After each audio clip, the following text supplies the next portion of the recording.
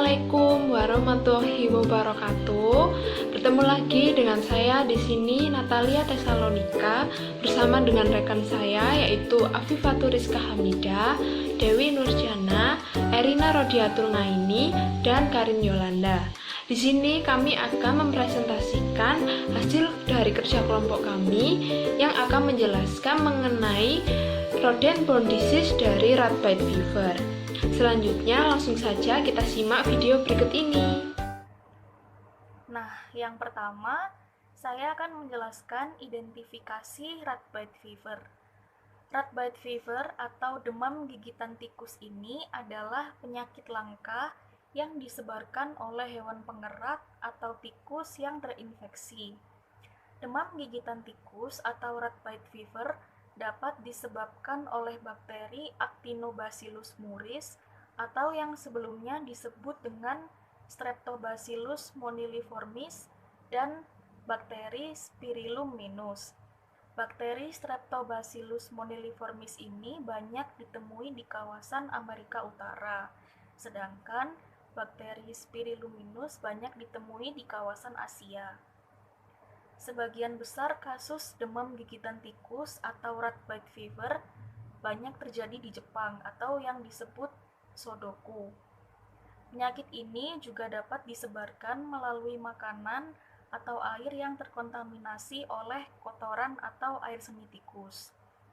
Penyakit ini memiliki masa inkubasi selama 1 hingga 22 hari. Gejala-gejala yang disebabkan oleh rat bite fever ini antara lain demam, mual, muntah, sakit kepala, nyeri punggung, dan sendi. Gejala-gejala penyakit ini akan mulai terlihat pada hari ketiga hingga hari ke-10 kontak dengan tikus. Namun, pada sejumlah kasus, gejalanya baru muncul setelah 3 minggu, di mana pada saat itu luka gores atau gigitan yang memungkinkan bakteri masuk ke dalam tubuh kemungkinan sudah sembuh. Setelah seseorang mengalami rat bite fever atau demam gigitan tikus, namun tidak mendapatkan perawatan, ada beberapa kondisi berbahaya yang dapat terjadi. Yang pertama, dapat mengakibatkan meningitis yang sangat berbahaya karena menyerang otak. Yang kedua, dapat mengalami hepatitis akibat infeksi yang tidak dapat dikendalikan. Kuning pada mata dan kulit muncul akibat kerusakan hati. Yang ketiga, gangguan pada selaput di paru-paru yang menyebabkan kesulitan bernafas. Dan yang keempat, inflamasi di otot jantung yang menyebabkan jantung sulit bekerja optimal. Gangguan pada jantung ini dapat mempengaruhi suplai darah ke seluruh tubuh dan meningkatkan serangan jantung. Selanjutnya, saya akan menjelaskan mengenai skema transmisi rat bite fever atau demam gigitan tikus. Jadi, skema transmisi terjadinya penyakit rat bite fever atau demam gigitan tikus ini yaitu dari bakteri Spirillum minus dan juga Streptobacillus moniliformis yang menginfeksi tikus dan juga hewan pengerat lainnya yang kemudian menginfeksi manusia. Spirillum minus dan juga Streptobacillus moniliformis ini sama-sama dapat ditularkan dari tikus atau hewan pengerat ke manusia, namun tidak dapat ditularkan dari manusia ke manusia, sehingga seseorang yang mengidap penyakit rat bite fever ini tidak beresiko menularkan rat bite fever kepada orang lain. Kemudian sebelumnya perlu diketahui bahwa penularan Streptobacillus moniliformis dari tikus ke hewan pengerat lainnya ini yaitu dengan gigitan, aerosol, dan makanan atau minuman yang terkontaminasi. Sedangkan hewan pengerat dapat terinfeksi Spirillum minus dengan menginokulasi mereka melalui darah atau jaringan yang terkontaminasi. Spirillum minus terjadi di darah hewan dan mungkin dalam konjungtiva eksudat. Kemudian ada beberapa cara seseorang dapat terinfeksi Spirillum minus dan juga Streptobacillus moniliformis, yaitu yang pertama melalui gigitan atau cakaran hewan pengerat yang membawa bakteri Spirillum minus dan juga Streptobacillus moniliformis ini. Yang kedua, melalui kontak dengan permukaan yang terkontaminasi bakteri. Bakteri ini dapat masuk ke dalam tubuh melalui kulit yang terbuka seperti luka atau goresan, kemudian selaput lendir, mata, hidung, dan juga mulut. Yang ketiga yaitu pada saat seseorang menangani hewan pengerat yang membawa bakteri Spiruliomenus dan juga Streptobacillus moniformis ini, atau melalui kontak dengan air liur dari hewan pengerat, urin, dan juga kotorannya. Yang keempat yaitu mengonsumsi makanan atau minuman yang telah terkontaminasi kotoran atau urin dari hewan pengerat membawa bakteri Spiruliomenus dan juga Streptobacillus moniformis tersebut. Selanjutnya di sini saya akan menjelaskan mengenai habitat dari Ratbite fever. Telah diketahui selama ribuan tahun bahwa penyakit tersebut dapat terjadi setelah gigitan tikus. Demam gigitan tikus atau Ratbite fever paling sering disebabkan oleh gigitan tikus. Namun, dapat juga disebabkan oleh gigitan hewan pengerat atau karnivora yang memangsa hewan pengerat. Di belahan bumi bagian barat, kebanyakan kasus demam gigitan tikus ini disebabkan oleh Streptobacillus moniliformis. Habitat alami dari S. moniliformis ini adalah saluran pernafasan hewan pengerat, terutama tikus, lalu juga dapat ditemukan pada organisme dari urin tikus. Infeksi S. moniliformis pada manusia paling sering terjadi pada orang yang tinggal di permukiman perkotaan yang padat dan penuh dengan tikus.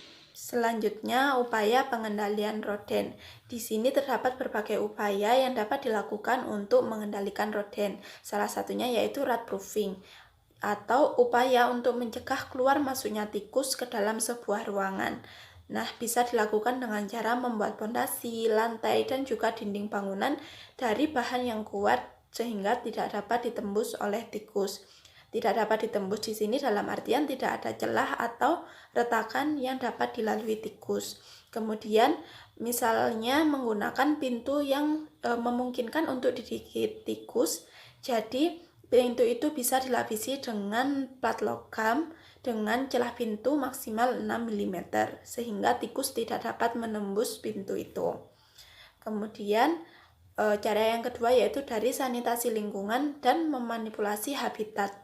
Langkah ini dimaksudkan untuk mengkondisikan lingkungan agar tidak menguntungkan bagi perkembangbiakan tikus, misalnya dengan menyimpan makanan dengan rapi di tempat yang kedap tikus. Kemudian, menampung sampah pada tempat yang kedap air, mudah dibersihkan dan tertutup rapi. Dan juga pengangkutan dilakukan secara rutin minimal sekali sehari, sehingga tidak dijadikan sebagai tempat tinggal bagi tikus ini. Upaya yang selanjutnya yaitu treatment tikus atau rodent control, dan yang terakhir pengendalian kimiawi. Nah, pengendalian kimiawi ini dapat dibagi menjadi 4 jenis berdasarkan umpannya, yaitu yang pertama umpan beracun, yang kedua bahan fumigasi, ini adalah pembasmian dengan mengkontaminasi udara dengan bahan kimia yang dapat menyebabkan tikus itu mati. Nah, biasanya para petani ini menggunakan tiram, yaitu teknik asap kembang api dengan bahan aktif belerang. Jadi tiramnya dimasukkan ke dalam sarang, kemudian menyalakan sumbu sehingga asap belerang akan keluar dan menyebabkan tikus-tikus mati.